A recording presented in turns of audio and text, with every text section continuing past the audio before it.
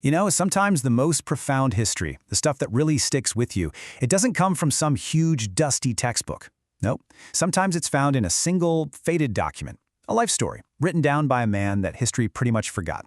Today, we're going to uncover the story of one of those forgotten soldiers from the American Revolution.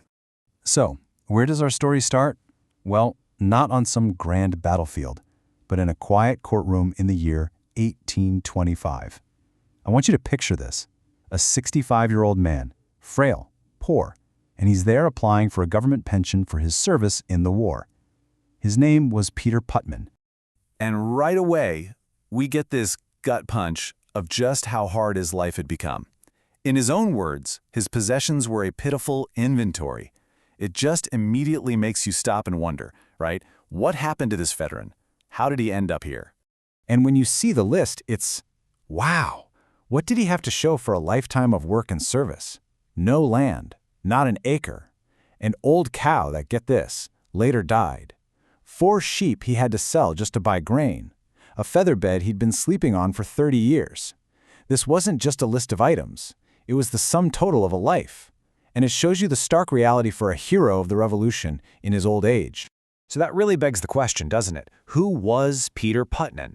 And how on earth did the young patriot who fought to create a new nation end up with so very little to his name? To find that answer, we've got to go all the way back to the beginning. See, Peter was born into a world that was just on the brink of this massive, world-altering change. He started his life as a subject of the British king, but he would live to see the birth of a brand new country. His early life was anything but easy. He was orphaned at just 5 years old, so he learned about independence the hard way, long before the colonies did. So when the War for Independence finally broke out, for an 18-year-old Peter, the call to duty, well, it felt pretty clear. Now, he got to Valley Forge after the absolute worst of that brutal winter, but what he found was an army that had been tested by fire, or, well, by ice. He described this camp full of men who hadn't quit, who were somehow still ready to fight, and who had forged this incredible bond, a brotherhood, in the face of just unbelievable suffering. And this is how they were getting ready. Day in and day out, this Prussian officer, Baron von Steuben, just drilled them relentlessly.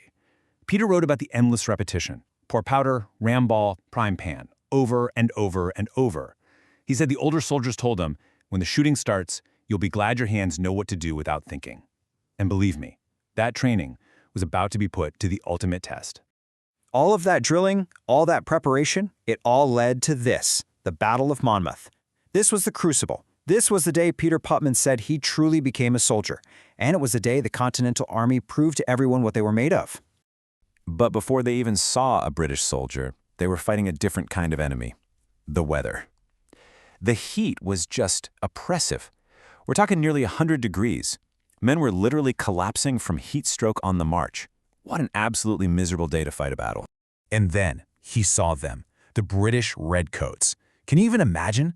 You're an 18-year-old farm boy, and you're staring down the most professional, most feared army in the entire world. His heart was just hammering in his chest, so loud he was sure everyone around him could hear it. I mean, the contrast couldn't have been more stark. On one side, you've got farmers and artisans, dressed in rags, fighting for an idea, for a cause. And on the other, seasoned, professional veterans in their crisp red coats, fighting for a king. Let's be honest, the odds were not exactly in their favor. He described the air being thick with musket balls, buzzing past their ears, as he put it, like hornets. And for hours, they just stood in that line, loading and firing in the suffocating heat and choking smoke, doing exactly what von Steuben had drilled into them over and over again. It's right here, in the middle of all this chaos, that Peter witnessed something truly incredible. A woman, who we now know as Molly Pitcher, was out there carrying water to the soldiers. When her husband was killed at his cannon, she didn't run, she didn't scream, she just took his place. Peter called it the bravest thing he ever saw. And the thing is, they didn't break. The American line held. They stood their ground against the best the British Empire had to throw at them. And by the end of the day, it was the British who withdrew. This was a massive turning point. They had proven to the world, and maybe more importantly to themselves, that they weren't just a mob anymore. They were a real army. But a soldier's story doesn't just end when the shooting stops, right?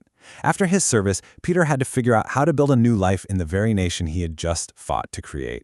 And at the absolute center of that new life was his wife, Sarah. They were married for 54 years. Think about that. Through moving from New Jersey all the way to the New York frontier, through all the poverty and the hardship, she was right there by his side. That single number, 54, it represents a whole lifetime of partnership. So remember that pitiful inventory of stuff he had to list for the court? Well, this was his real legacy. 5 sons, dozens and dozens of grandchildren. This was the wealth he truly cared about. And that pretty much says it all, doesn't it? This one simple idea was the core theme of his entire life story. He understood something fundamental, that what truly matters isn't what you own, but who you have walking beside you. And so we come full circle. We're back to that old man in the courtroom. But now we see him completely differently, don't we?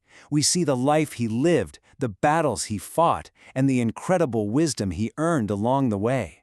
In his memoir, which he wrote for his grandkids, he basically boiled his whole life down into these simple but really profound lessons. Freedom isn't free, it was bought with blood and suffering. Family is everything, it's the only wealth that actually lasts. Hard work and honesty will see you through. Faith matters, it's a comfort when things get tough. And finally, a reminder to never ever take this nation for granted.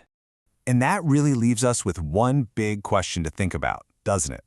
In our crazy, fast-paced, modern world, have we maybe forgotten some of the simple truths that a man like Peter Putman learned over a lifetime of hardship and service?